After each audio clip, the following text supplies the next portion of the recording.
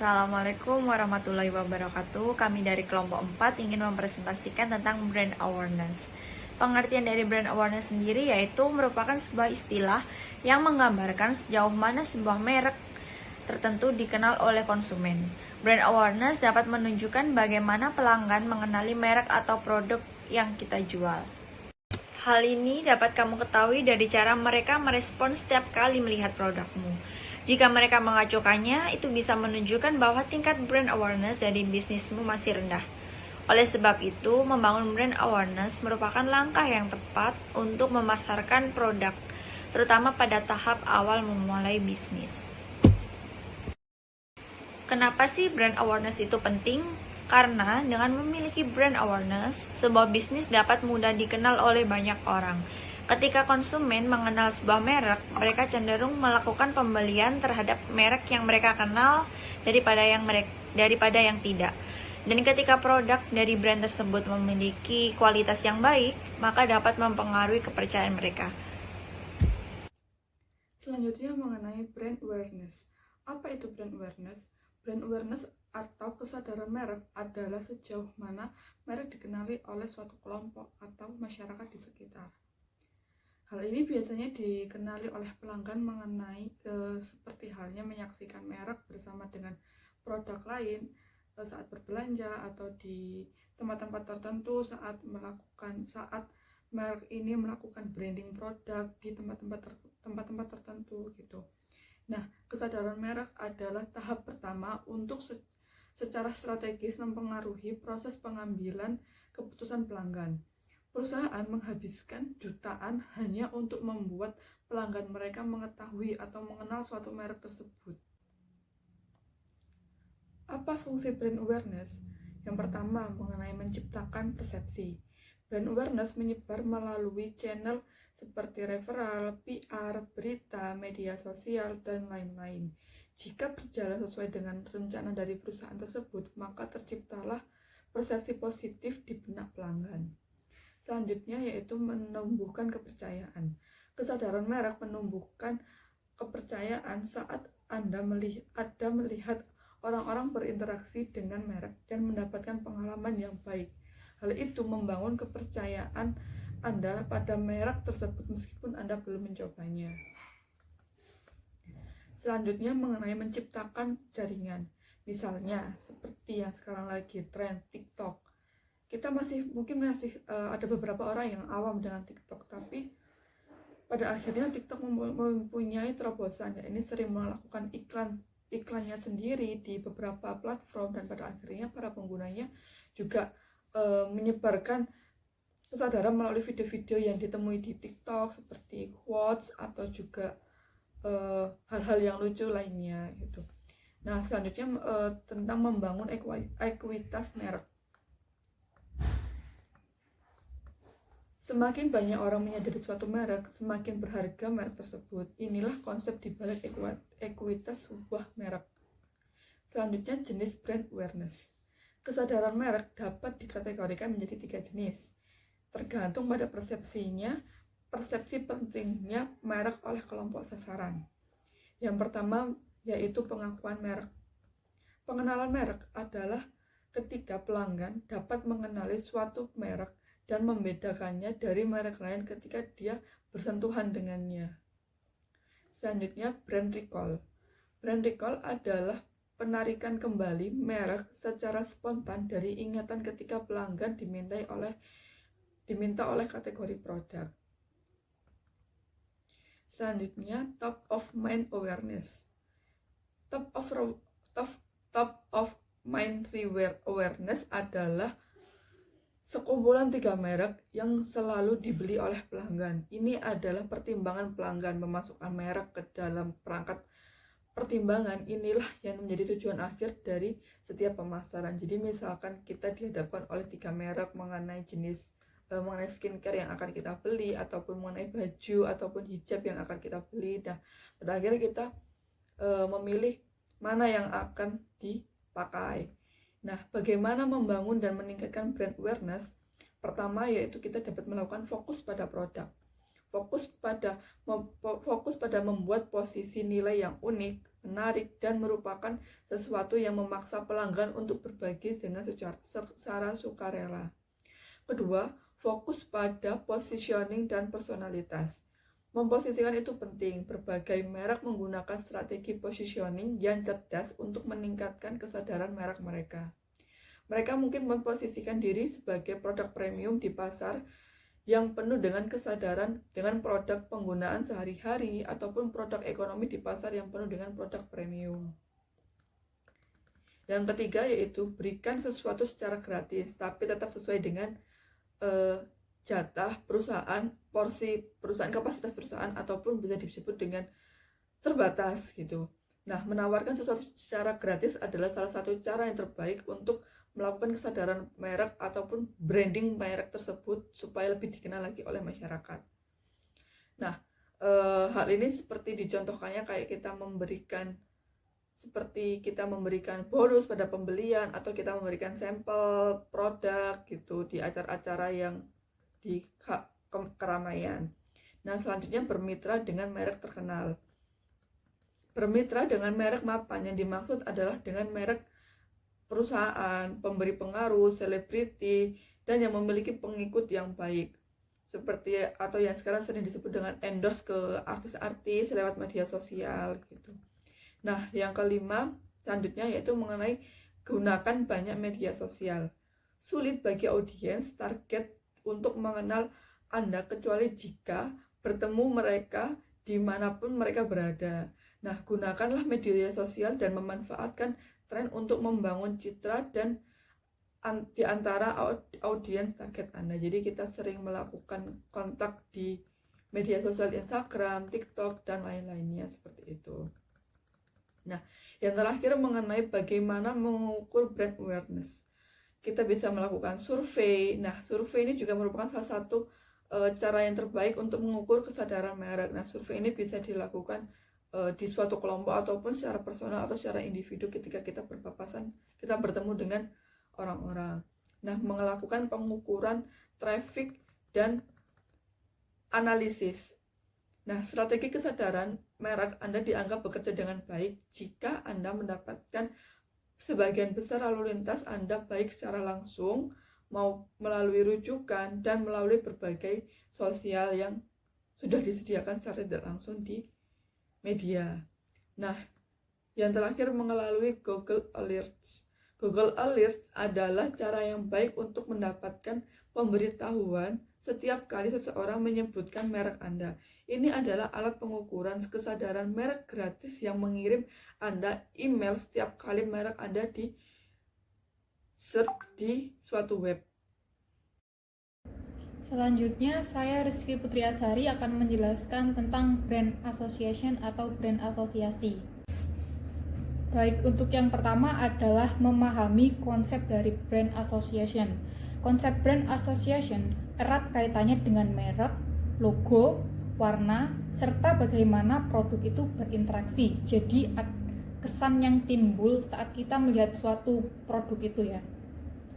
Kesan-kesan yang timbul dari interaksi merek itu membuat konsumen memperlakukan sebuah merek, apakah mereka akan terkesan atau justru sebaliknya, yaitu mengabaikannya. Sebagai contoh, saat sedang memikirkan kopi, orang juga akan berpikir di mana bijinya, bagaimana cara menyeduhnya, aromanya, baristanya, dan hal yang melekat pada produk itu. Asosiasi ini berlaku dua arah. Jadi saat memikirkan brand, seseorang juga akan memikirkan objek asosiasinya. Jadi kita ambil contoh seperti Starbucks. Saat kita memikirkan Starbucks, hal pertama yang muncul adalah elegan, kopi, bersih, menarik. Jadi seperti itu. Hal itu termasuk asosiasi brand dari Starbucks. Oke, untuk selanjutnya adalah pengaruh brand asosiasi terhadap bisnis. Brand asosiasi adalah hubungan antara merek dengan sesuatu hal dalam benak konsumen. Hal ini memiliki pengaruh yang besar terhadap konsumen. Namun begitu, pengaruh yang diberikan brand asosiasi tidak selalu baik. Ada juga pengaruh negatif yang terjadi akibat asosiasi merek tersebut. Jadi karena berkaitan tadi, jadi efeknya nggak hanya selalu positif, ada dampak negatifnya juga. Selanjutnya saya akan memberikan contoh kasus dari dampak negatif pengaruh brand asosiasi terhadap bisnis. Di sini saya ambil contoh Rajasei. Rajasei ini identik dengan restoran milik artis Rizky Bilar. Jadi kalau artisnya kena masalah negatif, jadi juga akan berpengaruh buruk pada usaha tersebut.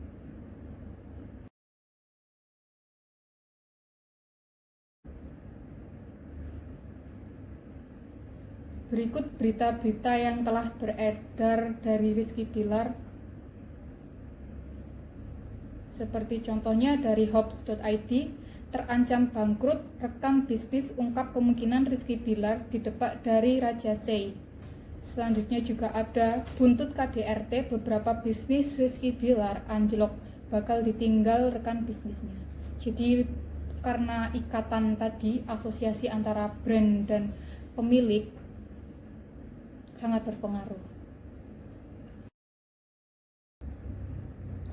Selanjutnya, berbanding terbalik dengan kasus Rizky Bilar tadi, saya akan menjelaskan dampak positif dari pengaruh brand asosiasi terhadap bisnis. Seperti kita tahu, Scarlett ini adalah milik dari Felicia Angelista, artis Indonesia yang sampai saat ini tidak memiliki skandal, sehingga mendapatkan respon positif dari masyarakat, sehingga ia bisa membranding brand Scarlett ini sampai ke luar negeri. Seperti contoh di dalam berita kompas.com, saat ini Felicia Angelista datangkan Song Joong Ki ke Jakarta pada November 2022. Oke, dari materi yang saya jelaskan tadi bisa kita ambil kesimpulan bahwa asosiasi merek adalah kesan yang melekat dalam benak seseorang begitu melihat objek yang berhubungan dengan suatu produk, barang, atau jasa. Saya akan menjelaskan tentang persepsi kualitas. Apa sih persepsi kualitas itu?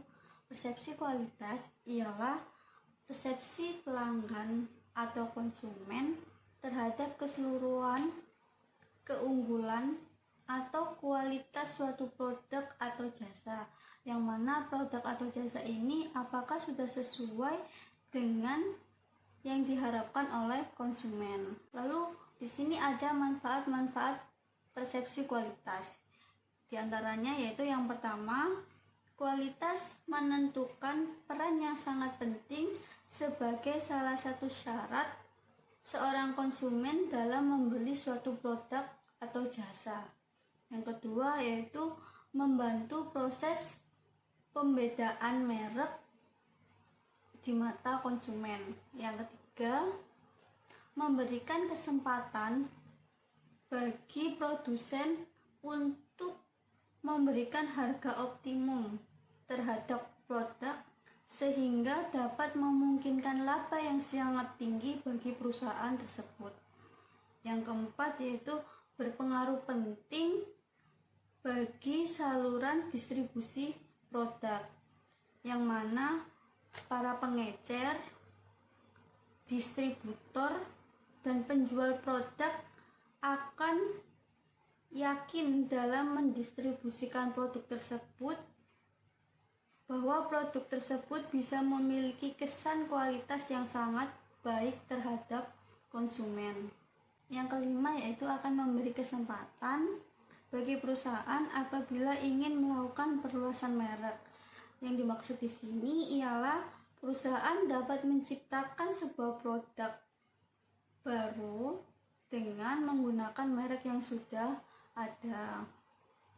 Yang selanjutnya yaitu mengenai dimensi persepsi kualitas atau dimensi kualitas, di mana dalam pengukuran persepsi kualitas suatu merek diperlukannya indikator terhadap dimensi kualitas yang terkait dengan karakteristik suatu produk atau jasa. Menurut Lupiadi dan Hamdani di tahun 2009, terdapat beberapa dimensi kualitas yang dapat digunakan untuk menganalisis karakteristik produk dan jasa. Di antaranya yaitu Yang pertama ialah kinerja. Kinerja merupakan karakteristik produk inti yang meliputi merek, atribut yang dapat diukur, dan aspek-aspek kinerja individu. Yang mana aspek ini berkaitan dengan fungsional suatu barang dan juga merupakan karakteristik utama yang dipertimbangkan pelanggan dalam membeli barang tersebut. Yang kedua yaitu mengenai fitur. Fitur adalah keistimewaan tambahan, dapat berbentuk tambahan-tambahan dari produk inti yang dapat menambah nilai dari suatu produk, yang mana aspek ini berguna untuk menambah fungsi yang berkaitan dengan pilihan-pilihan produk dan pengembangnya. Yang ketiga yaitu kehandalan. Kehandalan berkaitan dengan timbulnya kemungkinan suatu produk mengalami keadaan yang tidak berfungsi pada satu periode. Yang keempat ialah kesesuaian, yaitu sejauh mana karakteristik dasar dan operasi memenuhi standar-standar yang telah ditetapkan sebelumnya. Kesesuaian suatu produk, kesesuaian suatu produk dalam industri jasa diukur dari tingkat akurasi, waktu, penyelesaian, perhitungan masalah yang terjadi, dan beberapa kesalahan lainnya. Yang keempat ialah kesesuaian, yaitu sejauh mana karakteristik dasar dan operasi memenuhi standar-standar yang telah ditetapkan sebelumnya. Kesesuaian suatu produk dan industri jasa diukur dari tingkat akurasi, waktu penyelesaian, perhitungan kesalahan yang terjadi, dan beberapa kesalahan lainnya. Nilai persepsi kualitas. Apa sih nilai-nilai persepsi kualitas itu?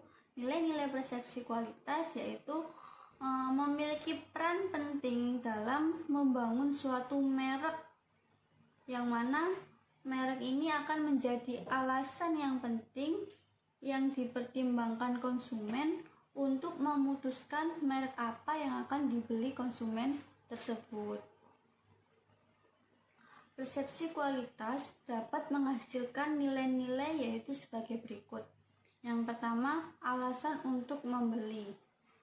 Keputusan membeli konsumen terhadap kualitas suatu merek seringkali menjadi keputusan pembelinya hanya didasarkan pada persepsi kualitas dari merek yang akan dibeli. Yang kedua yaitu mengenai dimensi atau posisi, yang mana suatu karakteristik penting dari merek adalah posisi dalam dimensi persepsi kualitas, yaitu apakah merek tersebut ini super optimal, bernilai, atau ekonomis. Yang ketiga yaitu harga optimum. Harga optimum bisa meningkatkan laba atau memberi sumber daya untuk investasi pada merek tersebut. Saya akan melanjutkan presentasi dari kawan saya tentang loyalitas merek atau brand loyalty.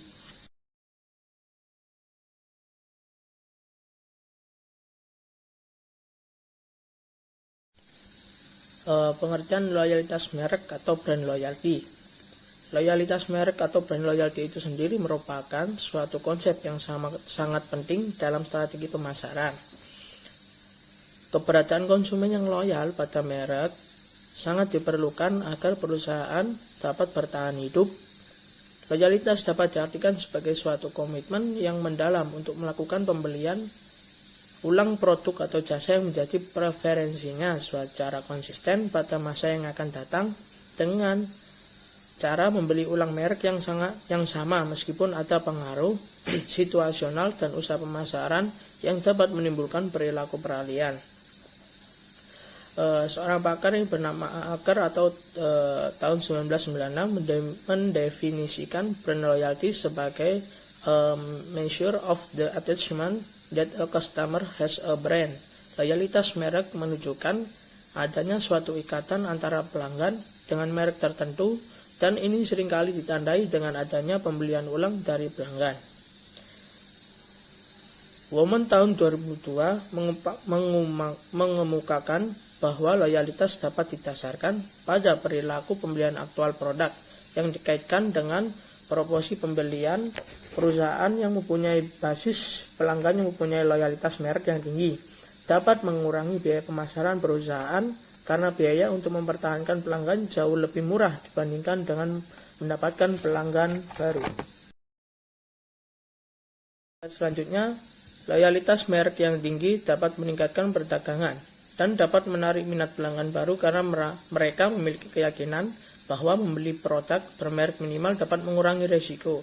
Keuntungan lain yang didapat dari loyalitas merek adalah perusahaan dapat lebih cepat untuk merespon gerakan pesaing.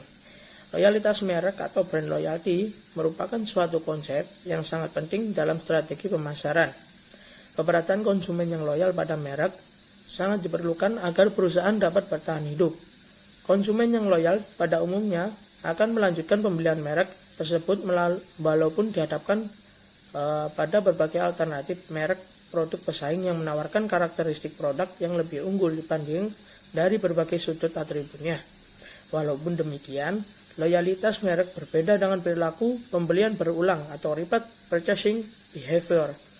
Perilaku pembelian berulang adalah tindakan pembelian berulang pada suatu produk atau merek yang lebih dipengaruhi oleh faktor kebiasaan. Dalam loyalitas merek, tindakan berulang terhadap merek tersebut dipengaruhi oleh kesetiaan terhadap merek.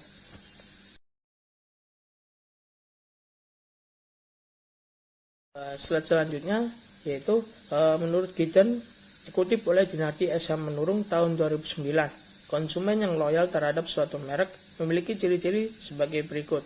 Untuk yang pertama, memiliki komitmen pada merek tersebut. Yang kedua, berani membayar lebih pada merek tersebut bila dibandingkan dengan merek yang lain.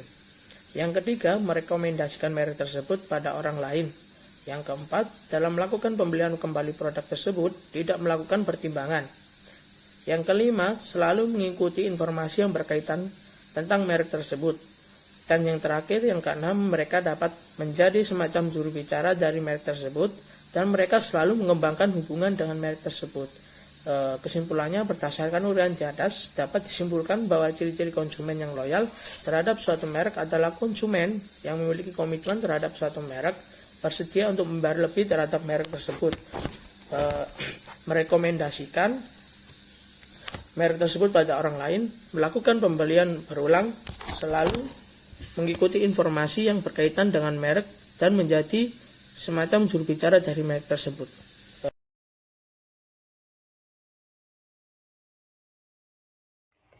Materi yang terakhir yaitu mengenai pemasaran produk dan merek atau planning dan strategi. Langkah-langkah dalam pemasaran produk dan merek ini, yang pertama adalah dengan merekomendasikan merek tersebut pada orang lain. Yang kedua, dalam melakukan pembelian kembali, produk tersebut tidak melakukan pertimbangan. Yang ketiga, selalu mengikuti informasi yang berkaitan dengan merek tersebut. Yang terakhir, mereka dapat menjadi semacam juru bicara dari merek tersebut dan mereka selalu mengembangkan hubungan dengan merek tersebut. Selanjutnya, menurut Fatih dan Hayreddin mempunyai indikator-indikator sebagai berikut. Yang pertama, konsisten terhadap merek dengan tidak beralih ke merek yang lain, kemudian tidak berpengaruh terhadap merek yang lain. Yang kedua, komitmen terhadap merek dengan membayar lebih untuk merek ini dan selalu membeli tren terbaru merek ini. Yang ketiga, fanatik terhadap merek. yaitu dengan mengunggulkan suatu merek dengan merek lain dan akan selalu membeli merek ini. Jadi kesimpulannya, jika kita sudah merasa cocok dengan suatu produk, itu kita akan membelinya untuk kebutuhan selanjutnya dan tidak berpaling ke merek-merek yang lain. Sekian presentasi dari kelompok kami. Ada kurang lebihnya kami mohon maaf. Wassalamualaikum warahmatullahi wabarakatuh.